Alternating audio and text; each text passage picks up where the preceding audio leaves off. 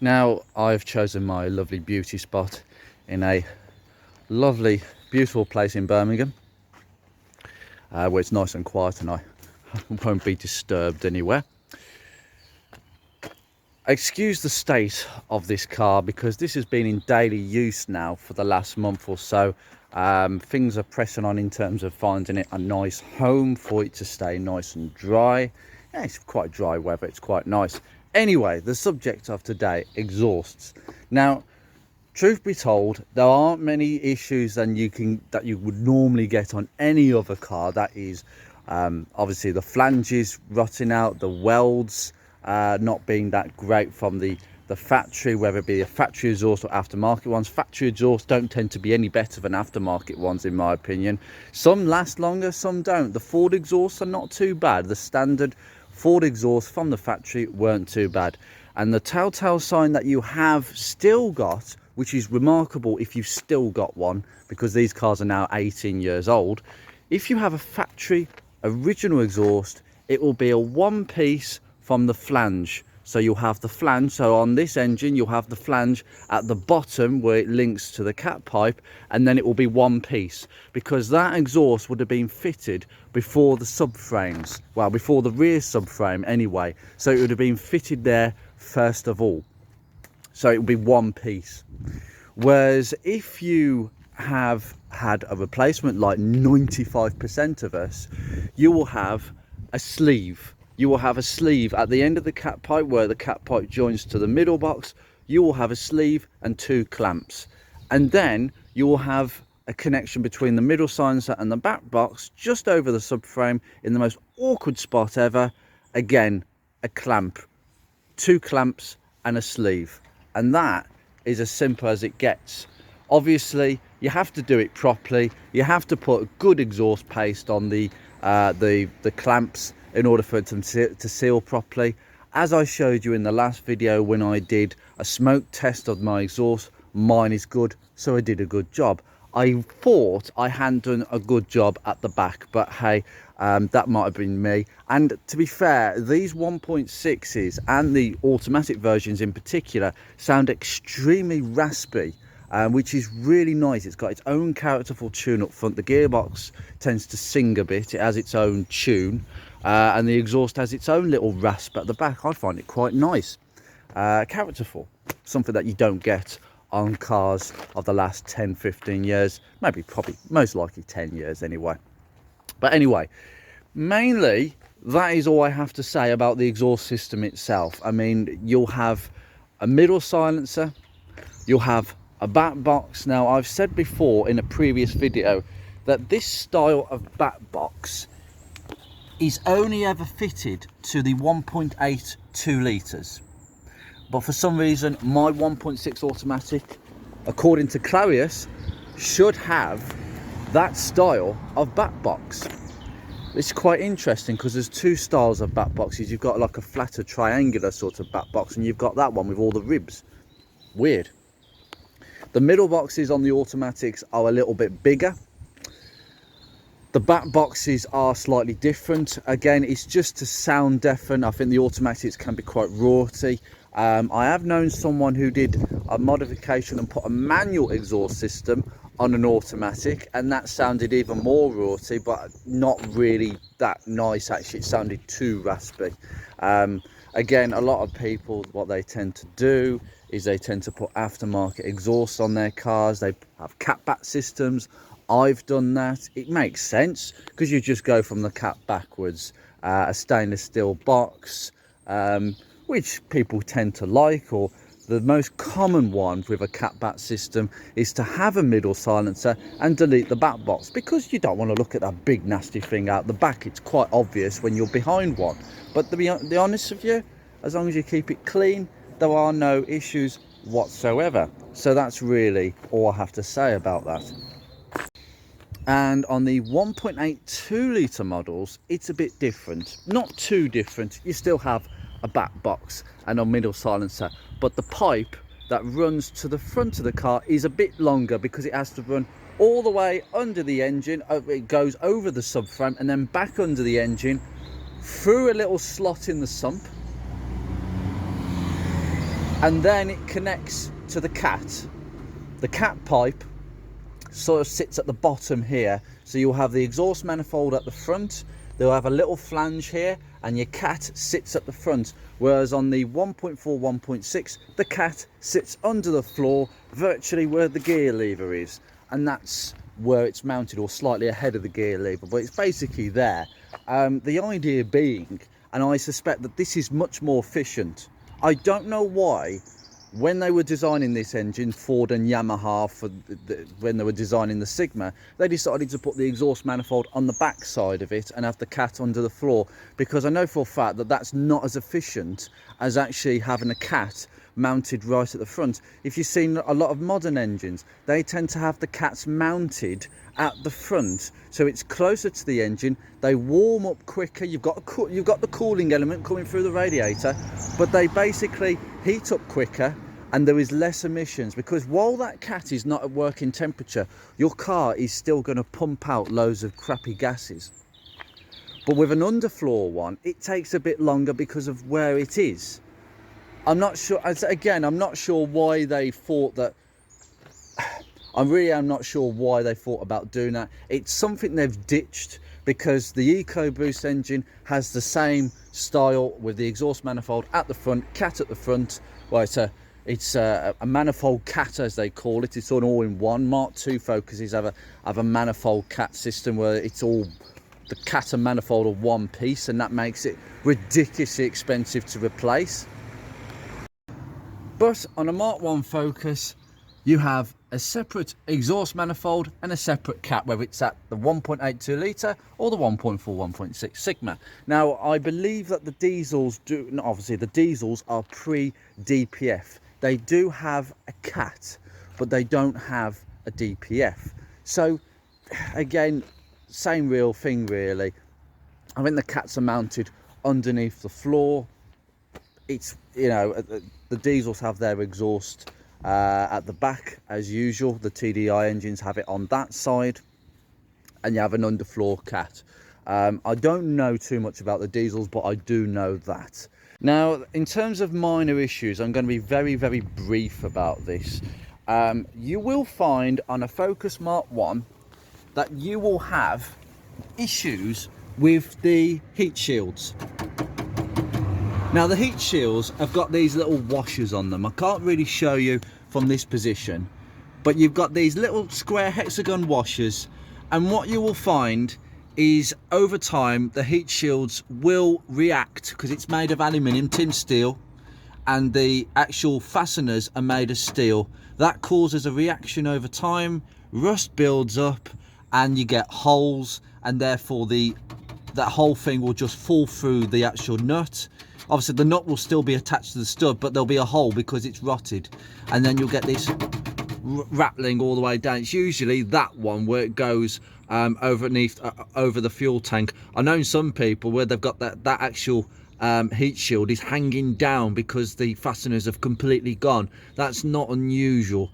You can get new fasteners, but I would recommend that you just get a completely new heat shield. Some people say don't even have the heat shield.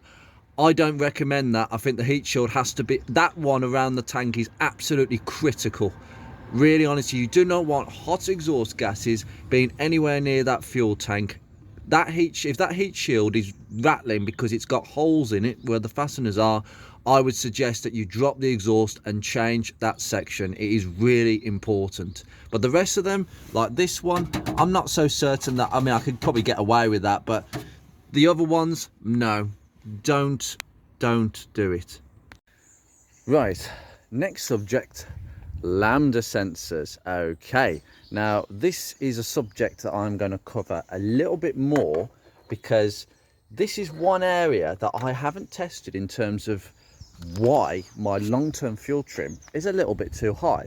It's just the fact that the ECU is detecting that there's something not quite right with one of the components in my engine, but it's a customizing for that. It is accounting for that, and it's bringing the short-term fuel trim close to zero, which is the perfect air fuel ratio. So my car's working fine because the ECU is doing its job in compensating for that, and I will be looking at maybe swapping this sensor for the one that's on the car. Now, this is an aftermarket one.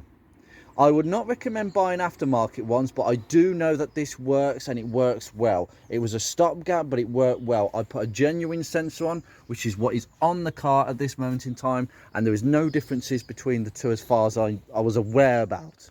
But that was before I bought a code reader. So I will definitely see if this changes anything about the live data in my on my car. But anyway, lambda sensors. There is one lambda sensor mounted down there if you have a 1.4, 1.6. If you can see, it just goes in there. Okay, it screws in there and connects there. Now, the truth is, that is a very good position to put it in, because if you notice that the exhaust flexi is down there. Now, a lot of cars, I've noticed that the flexis are actually ahead of the front lambda sensor. And I'm going to tell you why that is a really bad idea. This sensor is known as the upstream sensor. I mean, your car may not have the original. I mean, the originals will come with a green plug and a green wire. That's a slightly different shade compared with that one down there, but this is an aftermarket one. It doesn't matter if it's not green, as long as it's compatible with the correct parts number for that. Bosch make them, NGK make them. I'll tell you, the genuine Ford ones, that genuine Ford one is made by NGK. They make them for Ford. You'll notice a Ford badge on it and then NGK written right next to it. So that's quite interesting. So if you're looking for a replacement lambda sensor, if it's thrown a code and you're not quite sure, most of the time, I don't think it's the lambda sensors. I think people throw these away and misdiagnose them because of other issues they haven't diagnosed properly. And they think, oh, it's that, we'll replace it. No, it's not. It's just a reader. It is simply just a reader. But if you were to replace it, go and get an NGK one. I don't know what brand this is. It's not branded, but it is the correct parts number and it does work. So I might try that in a bit. But anyway, lambda sensors. This is known as the Bank 1 Sensor 1 lambda sensor on your code reader if you're looking at your live data, or it's sometimes known as the upstream sensor. Okay, now this has the job of sending signals to the ECU to tell the ECU how much oxygen is in the exhaust. Okay, that will tell the computer whether there is too much fuel in the car or too little fuel, and it will send it in a closed loop system. Now, that closed loop system will not be in operation until the car has got to temp. So it will be taking the ECU will take some basic readings from that sensor, but most of all, the ECU will be a bit more concerned about getting the engine to temperature. Okay, it must be operating to the point where it's getting the engine to temperature, using the temperature sensor, using a couple of sensors, and making sure the engine has got to temp as quickly as possible. Okay, that by putting lots of fuel in and getting it up there as quickly as possible. And then when it's up to temperature, that starts going into a closed loop system, and then it will start sending more data to the ECU, and the ECU will start paying attention to what that is saying. So basically what I'm saying is, and I'm pretty sure when I'm right when I say this, in a nutshell, the ECU doesn't really pay attention to what that's telling it. That's sending signals to the ECU all the time. There's lots of data coming, but it doesn't pay attention to that. Its focus is getting the engine to temperature and paying attention to what it needs to pay attention to. Okay, but then when it's warmed up, it starts saying hello to that sensor and actually taking on board what it's saying. Now, the reason that it takes readings of oxygen, it's simple. The catalytic converter, which is mounted just beyond that flexi pipe, okay, on the 1.4, 1.6. On the 1.82 litre models, your lambda sensor will be mounted just here in the manifold, just here, and you'll have like a wire that will go through somewhere here. I'm not quite sure where, but your lambda sensor is very accessible at the front. Well, basically, your cat, to work properly, the way a cat works is it uses the oxygen in order to trigger the chemical reaction to basically make those polluting gases much cleaner by the time they finish up coming out of the cat.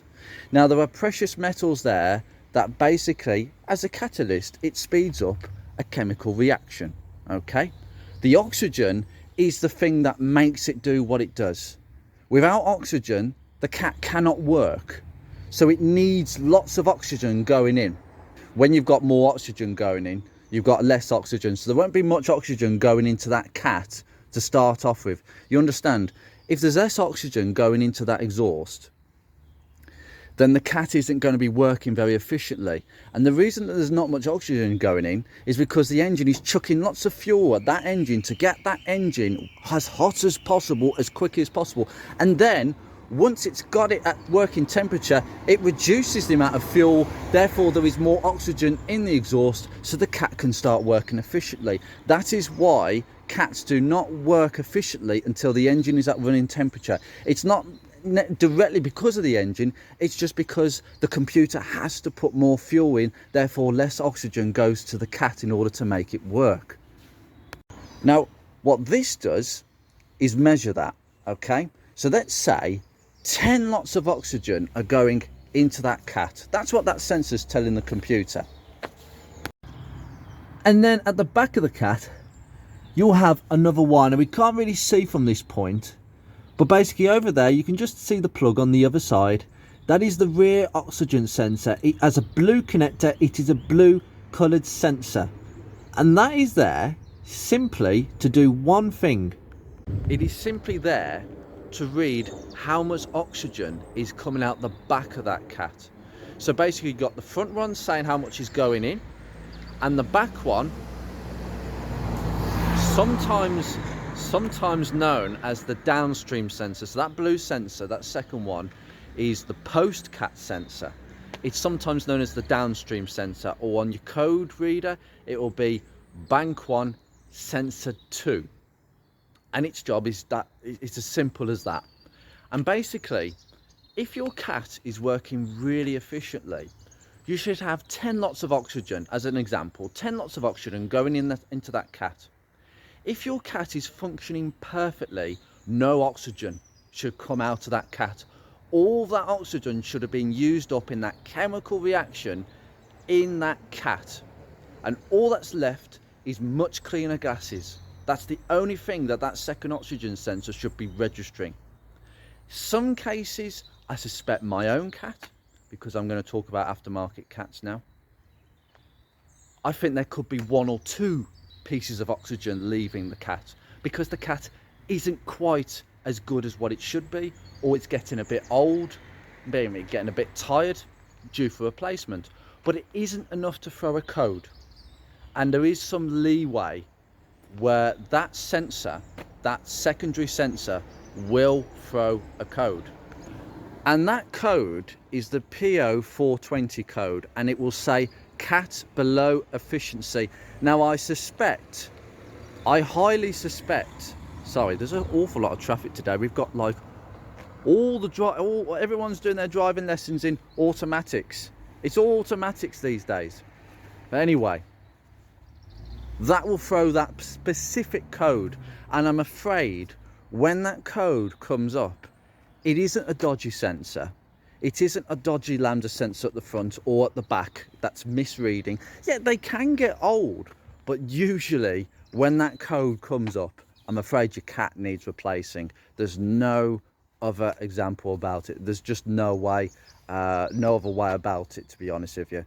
Your cat is producing too much oxygen out the back end of it. So it's probably registering about, I don't know, 10 lots of oxygen are going in, and there's like 5 or 6 lots coming out. It's not working. The cat is not using up the oxygen. The precious metals are not doing their thing. I think it's the precious metals that actually use the oxygen in order to basically speed up the process of catalyzing the pollutant gases into cleaner gases.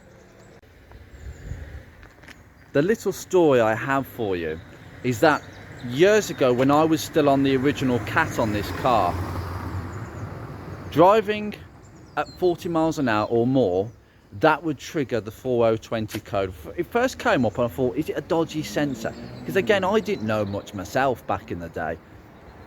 And 6 years ago felt like back in the day. It was that long ago. But the P0420 code came up. I thought, okay, so what I did is I deleted the code. I had a cheap code reader and I just deleted the code. Here we go, he's going past again. My friendly driving instructor, I might get his name, he's been around so many times now. He's got a learner clearly on his first lesson. But yeah, so basically I deleted it, but the code would come back up again, but it would only do it at 40 miles an hour. And I'll tell you why. It goes through a drive cycle, okay? It goes through a drive cycle where it only checks the lambda sensors at a certain speed. You have to do 40 miles an hour at least for 2 minutes, and then it will go through its check and, oh, yeah, okay, throw the code. There's too much oxygen coming out that cat. And that's what the second lambda sensor is doing, basically.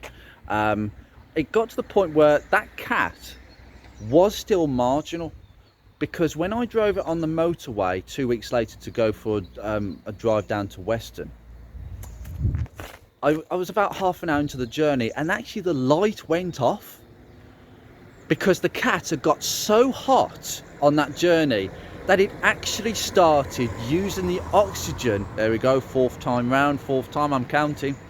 He started using the oxygen that was in there more efficiently, and it was enough to turn the code off. But then 2 days later, unfortunately the same thing happened again. Took it for a drive to work, 40 miles an hour, light came on. It was just because the cat could not get to temperature enough to use that oxygen, and that's when you know a cat is just going. There is also a little known fact about lambda sensors, I will tell you now. Both sensors on this car are 4-wire sensors. They are heated lambda sensors, and you will find these in most 90s and noughties cars, and obviously still today they still use heated lambda sensors. And that is simply because for a lambda sensor to give accurate readings, it needs to be at temperature of at least 600 degrees. I'm not kidding you, it has to be hot. And you can imagine exhaust gases, that this is in the way of exhaust gases. It gets pretty damn hot straight away. 600 degrees. Now that exhaust is not going to be hot enough when the car is cold to get this to work properly anyway. So every time you turn on the ignition, there is a little heating element inside this that heats up, and it literally takes 10 seconds. It's like a glow plug. It is literally, it's not quite as powerful as a glow plug, but it's not too far off. And usually why lambda sensors fail is because the heating element has failed. It's not actually because the actual monitor side is actually failing. It's the heated the actual element itself that's failed. I mean, it can heat up to 600 degrees in, I think 30 seconds possibly. I think someone said 30 seconds. And it has to be at that temperature in order to provide live readings. Now, it can be the case if you've been sitting in traffic, it's a cool day, you've been sitting in traffic, idling in stop-start city traffic. Your exhaust may not be hot enough in that scenario to keep that lambda sensor at that working temperature. So the computer might do a monitor, and it will do its checks as it usually does, and it will monitor this and say, oh, that's not at 600 degrees, we need to switch the heating element on, and it will switch it on for however long it takes to get it back to working temperature. It's very rare, but you can imagine it going on. Bloody hell, that's nice. You do not see one of them every day. Now, in terms of reading the lambda sensors, I've actually shown you that in my code reader episode, but the main point you need to be aware of is that this on the code reader should be switching from 0.1 volts to 0.9 volts. It should be switching constantly. Lean rich, lean rich, lean rich. That is what is happening. It's basically the pulses of oxygen that are coming out of each cylinder, and that is spiking that to give you those readings. Whereas the rear downstream sensor should be steady. It should be at around 0.4 volts, nice and steady, and that will indicate it is getting near the stoichiometric value, which is the perfect air fuel ratio. Basically, it's indicating that there is no oxygen in the exhaust and that the cat is working efficiently. If there is a discrepancy between the pre-cat and the post-cat sensor, then clearly it will throw a code. That's where the discrepancy comes in. These two are constantly sending signals in this closed loop system to this ECU when the engine is at working temperature. Okay, so if 10 lots of oxygen are going in and 5 lots are coming out, too much. There's a massive discrepancy there. Your secondary oxygen sensor will be moving about too much, and that's when it will throw a code. Now, I will tell you something now. This car, I suspect that the aftermarket cat on this car, which I bought 5 years ago, I wouldn't recommend aftermarket cats because they don't last long. 20,000 miles is probably the limit of what you could probably get from an aftermarket cat, in all fairness. That will probably get me some way, considering the car's not going to be used very much. Hello again, hello. I'm getting distracted all the time in this episode. But anyway, that cat is probably towards the end of its tether, and I'll tell you why. I haven't had a code. I haven't had a PO420 code, and 2 years ago it passed the emissions absolutely fine, but that was 2 years ago. I didn't get an emissions readout on the last test, but basically the readings I'm getting suggest that this sensor that's plugged in, the first one, is absolutely fine. No problems whatsoever with that, because it's switching nicely. But the rear one is moving about. The rear one is not a steady reading, which suggests that my cat isn't working as efficiently. It isn't burning as much oxygen as what it should be. Therefore, I suspect that this cat is going to have to be replaced at some point. Anyway, that's enough about lambda sensors, but I'm sure that's given you some good insight into how they work and what is actually going on in terms of what the ECU is doing, what readings is it getting. And that is basically as simple as it gets. It is a perfect closed loop system of information, and it will tell you if the cat is not functioning properly. Now, there are cases where your cat can get so old, particularly the original ones, they can actually collapse. If it collapses, you will know about it. You will 100% know about it. You will get down, you'll be down on power. You will not be able to rev past about 2000 RPM. It will be blocked. It will be partially collapsed. You will sense a change in performance. The back pressure on that engine is unbelievable, and you will suffer loss of performance. And I'm not necessarily will we get a code for that, though. There's a lot of things that will not throw a code. It's as simple as that. Because that code reader will probably detect that it's working perfectly fine, but there's very little exhaust gases coming out. And that is down to the monolith. The monolith is held by some structural supports within the cat, and they're only thin pieces of aluminiumized steel or mild steel. It could be mild steel for all I know.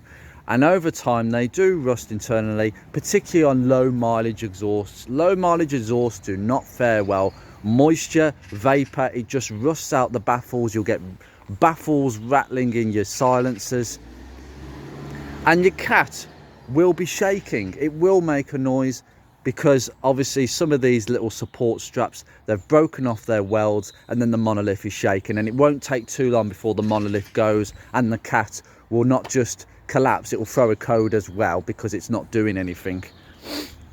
Honestly, I don't recommend D-cats. Honestly, you don't really need to ask that question. Should I have a D? Could I get a D-cat? Oh yeah, of course you can, but your car's not going to pass an MOT legally, is it? Plus as well, your car sounds stupid. I'm not being funny. D-cats, anyone can tell you a mile off, stupid. End of. It just sounds stupid. And there's no other word for that. It's just stupid. Don't do it. The other problem you might have on these models is the heat shields might get a bit rattly. There is a bolt down here. This is actually it's a bit funny on mine. They can crack around where they actually sit. There's 2 bolts here, and they can frequently rust and break off around those bolts. So just check that, but there's really nothing too much about that. The exhaust manifolds, you have the flexi on the exhaust manifold. Some people replace the manifolds with the flexi like I have. If the flexi tends to leak, they do leak eventually. I prefer to just get an aftermarket manifold. That's an aftermarket, it's absolutely fine, there's nothing wrong with it. The flexes do go, and the aftermarket flexes are a little bit smaller than the original ones. The original ones are huge things, and they are quite flexible. They're a little bit too flexible. I think they allow too much engine vibration to be transmitted. It's that thing you don't want. Obviously, if you haven't got a flexi, the exhaust will be moving with the engine consistently, but then that flexi takes it out. But you don't want it too floppy, and they are a source of leaks. Now, if they leak, because that flexi is after that lambda sensor, it will not affect the running of the car, because remember, this sends readings to the ECU telling it how much oxygen is in the exhaust, and the computer can adjust the fuel trim, the lean, whether it's lean or rich, whether we have to add fuel or take away fuel. It will adjust that accordingly at that time. However, if there is an exhaust leak from that flexi, you'll just get an exhaust leak. It will be blowing. It will not affect the engine because it's behind this. That rear oxygen sensor doesn't do anything. All it does is it tells the computer how much exhaust is coming out the cat. It is a cat monitor essentially, but it's not going to cause the engine to misbehave. It won't behave like it's got an air leak. You'll just hear a blow from the exhaust, but it will run perfectly fine because that sensor is ahead of the flexi. Now, on a lot of cars, quite a few of them, I don't know why they've done this. I think it's just deliberately to get money out of you. That upstream sensor is actually behind the flexi. So the moment you get an air leak from that flexi, it will affect that sensor and it will tell the ECU some false readings, and your engine's going to run like dog shit. It's really that bad. But luckily on a Mark 1, they force things like that. But what about modifying my exhaust? Can I modify it? Yeah, of course you can. You can modify it. You can have a catback system. You have a back box delete. These are nice things. And a back box delete, I can tell you, actually sounds quite nice on a Mark 1. I have no problems with that. But cat deletes? No. A more relevant question that I forgot to add just now. Does a catback exhaust system with a back box delete or middle silencer delete, does it get me extra power? It might do, because you're reducing the back pressure on the engine, but it wouldn't necessarily be something you may notice. It's different for every car. In terms of aftermarket cats, just go and get the best one you can afford. I think Clarios sell them for about 150 quid. They're not too bad. Honestly, I would recommend them. The factory ones are still obtainable, but they're very, very expensive. And really, I think that's what I've covered. So, you know, rattly heat shields, lambda sensors lambda sensors in general, and what to look out for in terms of the live readings, cats, okay, and how the whole system works.